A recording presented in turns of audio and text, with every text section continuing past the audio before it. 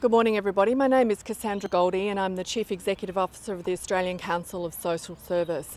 This morning I'm here in Bankstown where we are joined by members of the local community and from charitable organisations across the country to join with the Australian Council of Social Service in launching this very significant, the most comprehensive report about the nature and extent of poverty in Australia. This report, Poverty in Australia, makes some deeply disturbing findings. What we have found from this rigorous analysis is that despite much rhetoric, despite many people saying that we have a focus on those that have the least in the country, the disturbing reality is that we now have once again a rise in the level of poverty in Australia. The report finds that we have 1 in 7 people in Australia who are living in poverty, and deeply disturbing for us is 1 in 6 children. That represents for us 2.5 million people in Australia. We are the wealthiest country in the world. For us to find that we do not have the right policies, the right measures in place for us to turn the tide on the rise in poverty in Australia is a wake-up call for all of us. Today, we are in the local electorate, one of the electorates that has been, if the government, the federal government, goes ahead with its budget measures announced on budget night, the communities here will be hit the absolute hardest by what the government is proposing. The estimate is that the local community here will be hit in the order of $900 per year, compared to what we know in terms of the more wealthy electorates in Australia, where we have people only giving their bit of just $70. How can this be the right direction? What this report says today is that we have to take this issue seriously. This is not the idea of if we just have economic growth, then everything will be all right. The reality is we need a really strong set of policies, and we know what they are, in order for us to make sure that every person, and importantly every child in Australia, has a decent chance, a decent start, and that we are a country that does not need to have one single person living in poverty. Particularly what we find here is that once again, those that are at the most risk of poverty are people who are unemployed. We are the first. The community organisations around the country are the first to say that we know when you are in a position to get a job, then we know that that is the most important thing. The desperate search for so many people around Australia, they want to get a job. So what we are asking the governments around the country to do is to stop what we seem to be having at the moment in Australia is once again a blame game, that the problem if you're living on unemployment payment is that you're not trying hard enough. The reality is that we do not have the jobs available for the people who need them. That's where we need to be focusing our efforts. And we also need to recognise successive governments have ignored again the reality that when you don't have a job, when you can't find employment, you need a decent, adequate safety net. That's why it will be no surprise to anybody today that once again, joined by local community people and by charitable organisations around the country, we are saying to the federal government, you must ensure that in the review of this budget you invest in an adequate safety net. $36 a day on the unemployment payment is not enough. The figures in this report highlight once again that you are at the most severe risk of poverty by reason of having to struggle to survive on the New Start allowance. We also see that the reality is that you are the most at risk, or one of the most at risk groups, if you are a single parent with dependent children. Why will governments not recognise that single parenthood is a part of the Australian life, in the sense that it can happen? It is a reality for people in Australia, that single parents are doing their absolute hardest to give their kids a great chance in life, doing everything that they can, but what they need are the right supports in place. So once again, we say to the government, please take seriously the reality that we need to be making sure that in the review of this budget, there is more investment and support for single parents and for their dependent children, so that those children, before they even get to school, have a really great chance in life. I want to acknowledge today all the community organisations and those local community leaders who are doing your bit to turn this story around. We know that there are wonderful people out there contributing voluntarily, through philanthropy, through coming together, through demonstrating community leadership to make sure that everybody in our community is cared for. That is the kind of country that we want. We want a country that is defined by our capacity to care and to love for each other. This is not a country where we want to demonise people, to stereotype you, to live in fear of the reality of people leading different lives, because we have a very different life experience painted in this report today. We know that overall as a country, we are one of the wealthiest countries in the world. As the global leaders join Australia in November, in just 2 months' time, when the finance ministers come together and global leaders to address the challenge of securing economic growth, it will not be a success unless those leaders commit to making sure that whatever economic growth we achieve, the first people who are to benefit from that are the people who have the least. We can do this in Australia, but we need governments to be prepared to work with us, because we do know what the alternative plan is to turn this tide of poverty around. Thank you. I'm very pleased now to hand over for some of her local comments to Pam Batkin, who works here locally in Woodville Community Services, to share with you some of her own views. Thank you, Pam. Welcome to Villawood. Many of the people in Villawood are doing it tough. They're doing it tough, perhaps because they've had a debilitating illness. Perhaps they've had a terrible accident. Perhaps they've experienced family violence. Or indeed, perhaps they're unemployed. All the statistics back up these experiences. Villawood has 3 times the national level unemployment levels. We have half the national average of income levels. We have very low educational levels. We also have more than twice the number of single parents and nearly 3 times the number of people who were born in different countries. But this is only one side of the story. The other side of the story is excuse me, our community garden, which you may be able to see and which we're in this morning. Our community garden is one of those places in Villawood in which, despite all these problems, that community flourishes. People come together, they grow vegetables, they share their stories, they share cups of tea, they support each other. And I could tell you many other examples of this. Our women's sewing group, who make beautiful things to give to local women in refuges. Our Chinese painting group, our Vietnamese women's group. All of these are examples of flourishing living community in a place which has many, many challenges.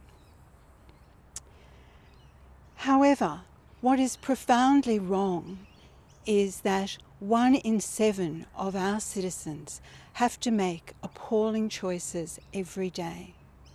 1 in 7 of people across Australia, and many, many people in Villawood, have to make the decision of whether they're going to pay their rent, whether they're going to pay their electricity bill, or indeed whether they're going to eat dinner that night. 1/3 of the single parents across Australia, and many, many of the single parents in Villawood, also have to make these terrible, appalling choices every day. Will I pay for my child's medicine? Or will I give them the money they need to go on the school excursion? Or indeed, will I make sure they have enough food tonight and therefore I won't eat my own dinner?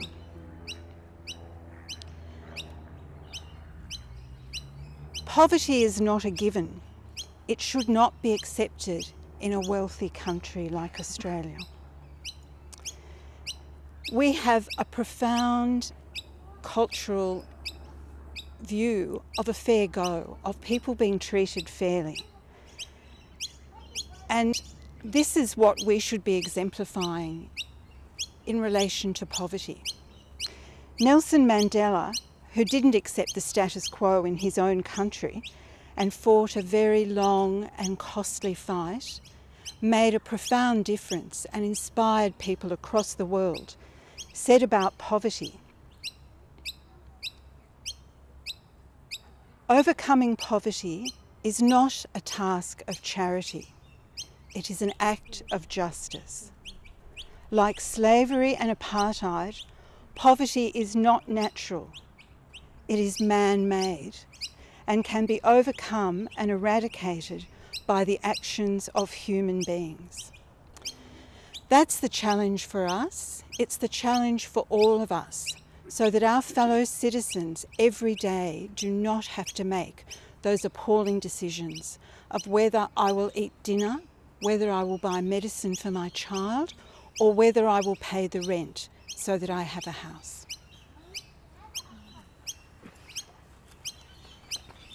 Rhonda McIntyre from the Salvation Army.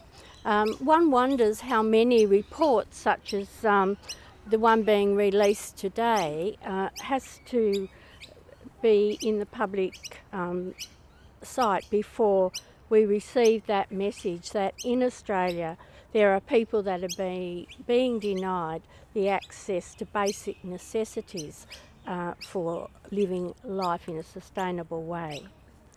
We can produce reports and we can talk about the statistics, and we are certainly seeing that here today in the horrendous statistics that we've been confronted with today. But poverty is about people. It's about women and men and children. Poverty is about individuals and families who are excluded from fully participating in society. People who are humiliated about the circumstances that they find themselves in, and particularly those people that are new into experiencing financial hardship. We talk about inequality. Inequality is something that's very real today. Life is not equal anymore in Australia, and life in rural and remote Australia is hard, and these people are struggling beyond anything that I can begin to comprehend. Much of what we are seeing today stems from injustice. Someone has said that injustice is sorting out what belongs to who and giving it back to them. It means moving people out of poverty and giving them back the opportunity to reach their full potential. 17.7% of children in poverty is an indictment on a country such as Australia. It means returning life to the homeless and those at risk of homelessness. It means ensuring that there are real employment opportunities for the unemployed and the underemployed. It means giving out what rightly belongs to our Aboriginal brothers and sisters and asylum seekers and giving it back to them. It means restoring hope in a country that has lost hope.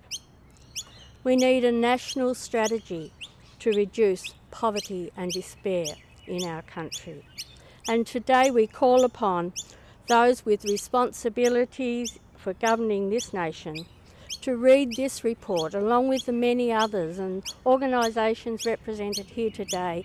We have each released reports this year that have shown the same story. And we want you to work with us to ensure that those who follow after us will have found us faithful in the distribution of resources available to us today. Thank you. Thank you. My name's Lisa Ross and I work for the Salvation Army as a financial counsellor. One thing that strikes me is that poverty can affect every single one of us. It does not affect those that are on long-term unemployed. Each and every one of us can face poverty. I've had many clients that's come into my office that's gone from the great job, the swimming pool, nice house, everything's going really well, and it's just taken one thing and very, very quickly they have found that their lives have been turned around within a month. They've received an eviction notice, their car's about to be repossessed, they've lost their job, they're facing depression. All within 1 month, they're now facing poverty. So it's not just those that have been long-term unemployed, it can affect every single one of us. It's very demoralising for some of the clients that come into me. Like was said earlier, they just don't feel part of society. It's all very well for these clients to get assistance with food and electricity, but their children can't go to the school camps and they can't go to the birthday party that they've been invited to because their mother's too embarrassed because they can't afford to buy a birthday present. And depression then kicks in and they get into this big deep hole, and then they're going down to the payday lenders and getting cash advances, and the poverty just gets worse and worse and worse, and they just don't know how to get themselves out of the poverty, and it's very, very sad to see, and it's something that, they need help. The society needs to realise that this is happening in this society, and it's heartbreaking to see. Basically want to say is that it can affect each and every one of us. Don't think that because you've got that great job and you've got the nice house and it's not going to happen to me, because believe you me, it can happen to you, and it can happen very, very quickly. So the more that we pull together, each and every one of us, and try and address poverty, the better for everybody. Thank you. Thank you. Yolanda Sayers from the St Vincent de Paul Society. Look, the St Vincent de Paul Society is deeply concerned about the findings presented by ACOSS today. We must say it's not a surprise to us because we see this work every day in our communities. The St Vincent de Paul Society has 60,000 members and volunteers across the country, visiting people in their homes, providing them with assistance, not with the extra trimmings in life, but with the very basics, such as food, paying an energy bill, paying their rent, buying a backpack for for their children to go to school. So people aren't coming to us for any extras, they're coming to us for the basics. In New South Wales alone last year, our members visited 218,000 people in their homes, providing close to $20 million of assistance. And that's quite a frightening statistic if you think about all the other charities doing that same sort of work, day in and day out.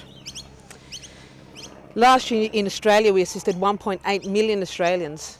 And I think it's an indictment on all of us that so many Australians have to rely on charity to just get by, to keep their heads above water.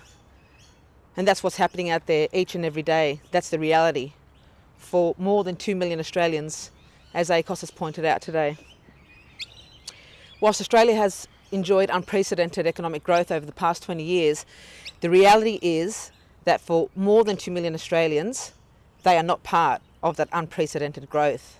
And in fact, they've been pushed further into poverty.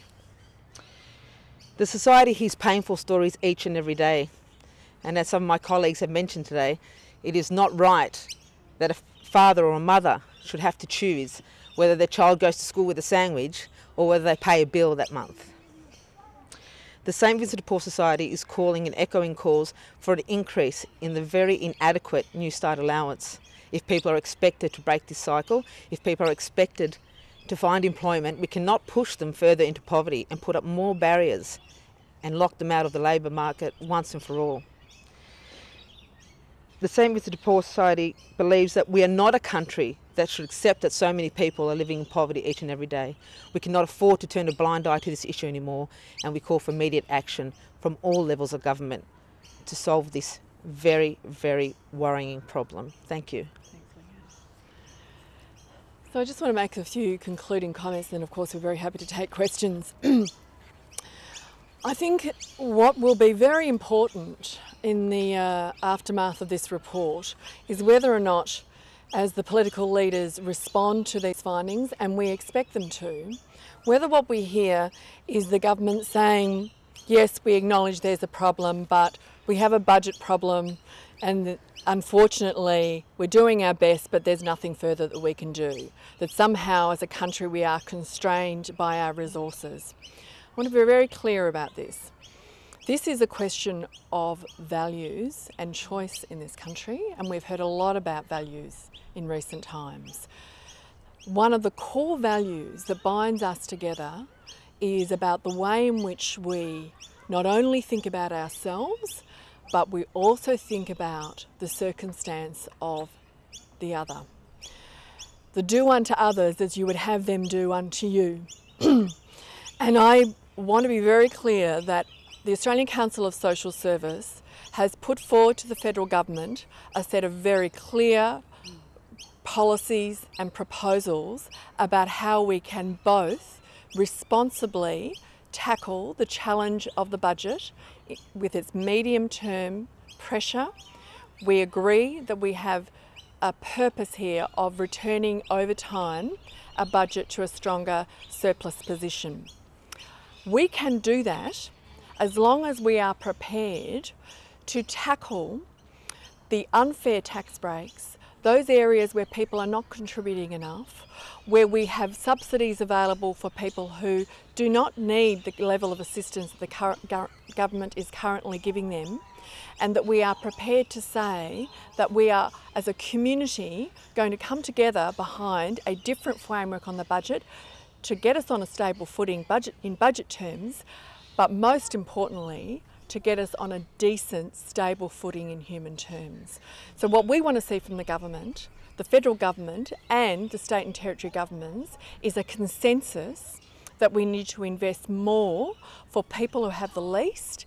And in order to do that, that as a community, those of us, and we are out there, who are doing well, who have to think nothing about whether or not they'll be able to buy food for their children, maybe have a debate about how many holidays they can have this year.